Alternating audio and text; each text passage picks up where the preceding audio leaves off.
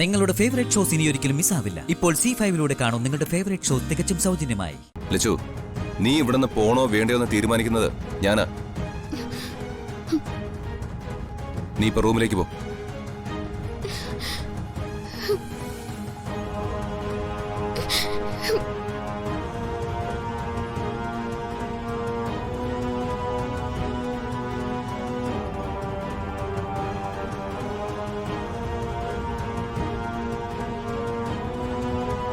$5 ലക്ഷം Swathi offer ചെയ്തെങ്കിൽ അവളുടെ മനസ്സിൽ കവിത പറ്റി വീഴ്ത്തിയ സംശയത്തിന്റെ പുകമറ നീക്കാൻ വേണ്ടിയാ.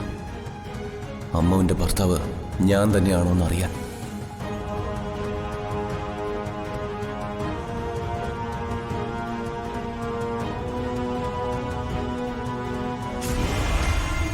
അല്ല, ഇതാരാ പുതിയൊരു അവതാരം?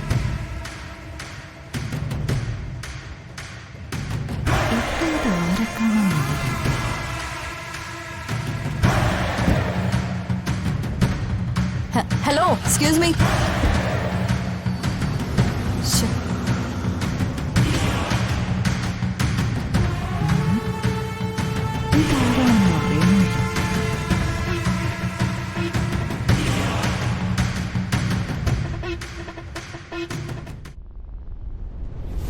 ആ സ്ത്രീയുടെ മുഖം ശരിക്കും കാണാൻ കഴിഞ്ഞില്ല.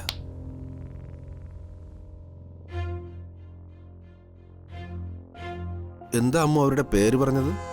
തങ്കച്ചി. സ്വാതിക്ക് എങ്ങനെയാ സ്ത്രീയെ കിട്ടിയെന്ന് മനസ്സിലാവുന്നില്ല. വിവാഹത്തിലാണെന്നല്ലേ പറഞ്ഞത്? അതെ.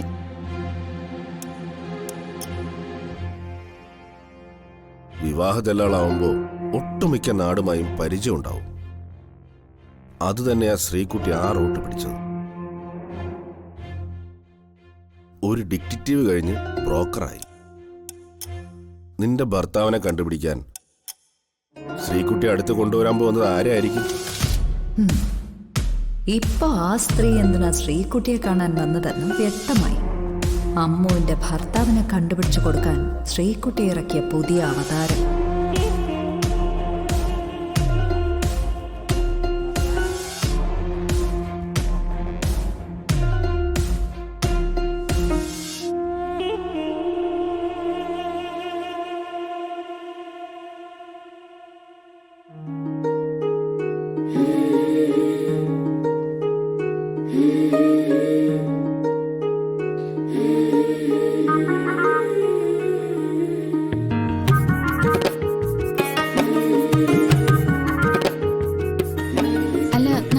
പോണേ, ഇതുവരെ പറഞ്ഞില്ലല്ലോ.